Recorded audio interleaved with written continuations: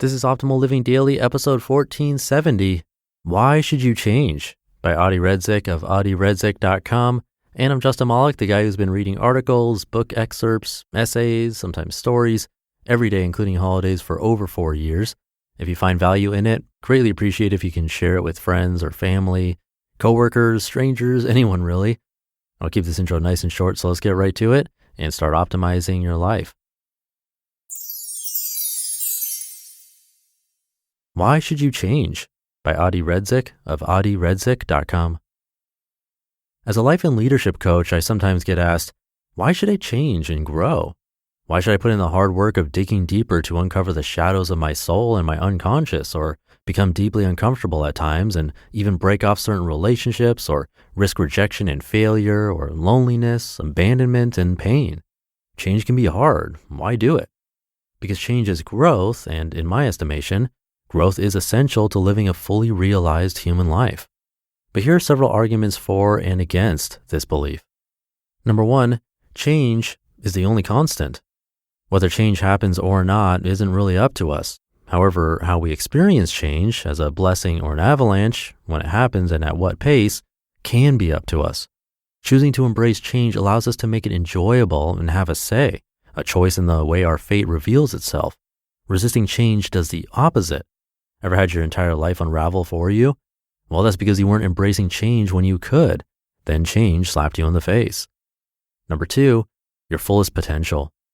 Without deliberate growth, even through pain, there is no real gain. There's no full realization of our greatest potential. Think of it as liking a job versus loving a job, existence versus bliss, comfort versus joy, and so on. Of course, you don't have to reach your fullest potential, but number three, nothi seaton. Since the beginning of recorded history, various cultures have verbalized growth as the essential ingredient of human condition. For example, the ancient Greeks were all about knowing thyself, nothi seaton. The catch is that we cannot get to know ourselves and what we are made of unless we are willing to step out of our comfort zones, dig deeper, learn, risk, and change. They go hand in hand. That is why, after all, we have logos, or reason, another term that the Greeks coined. Number four, regrets of the dying. I wish I had the courage to live a life true to myself, not the life others expected of me or programmed on me. It's authenticity. I wish I hadn't worked so hard. It's balance. I wish I'd had the courage to express my feelings. It's emotion. I wish I had stayed in touch with my friends. It's companionship. I wish I had let myself be happier.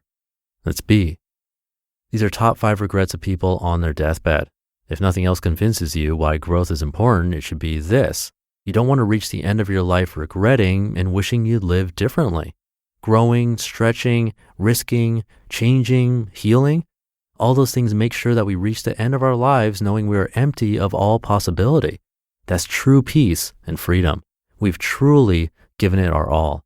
We've lived authentically. We've loved. We've experienced. We felt deeply. We owned it. The only worthwhile epilogue to life is that we owned it. All right, so here are just a couple of reasons why not to change and grow. Number one, comfort. Why don't people change? Because we don't want to get uncomfortable ever. Because we focus on the price, not the reward. Because it seems difficult, so we, most often unconsciously, think it is better to live in a quiet desperation than in a blissful state. Because people focus on things not working out, that's literally how our brain is wired to think of a potential danger, instead of them actually working out. Don't get me wrong, comfort can be great. Unfortunately, nothing grows there. We often mix the concept of enjoyable, comfortable living with this type of comfort. Having a comfy, well-provided for, peaceful life isn't the comfort I'm referring to here. Comfort here is the path of least resistance, status quo, non-confrontation, settling. In the short run, that is easier than the work I described earlier. In the long run, however, when we break through our own limits, grow and transform, the actual comfort, peace, and joy are far more rewarding. Number two, sleepiness. The only way to avoid deliberate, life-altering growth is to stay asleep, so to speak, stuck in the dreamlike state, fairly numb and cycling the narratives of the past, chasing the future while distracting from the present moment.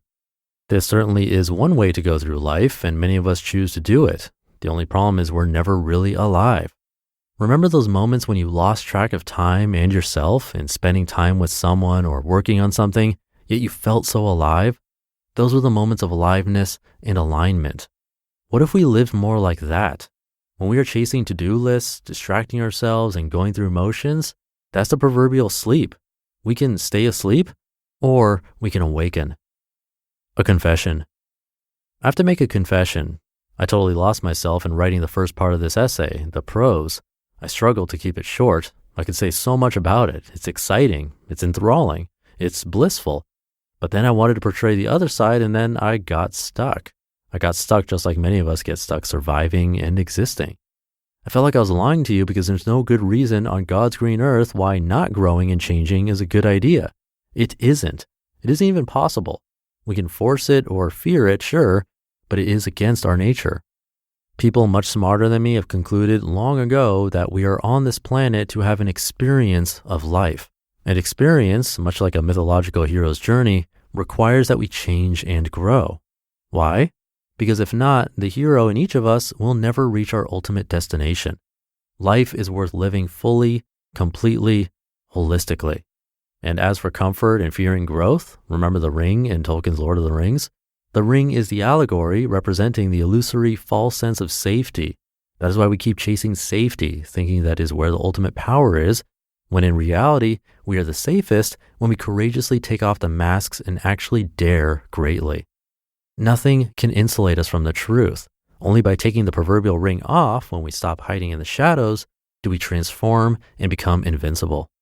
Remember, a person who has conquered others is strong. A person who has conquered themselves is invincible. Change and growth make the latter possible. Be invincible. You just listened to the post titled, "Why Should You Change?" by Adi Redzic of adiredzic.com. And I'll leave it at that for today. Keep this nice and short. I will see you tomorrow and over the weekend where your optimal life awaits.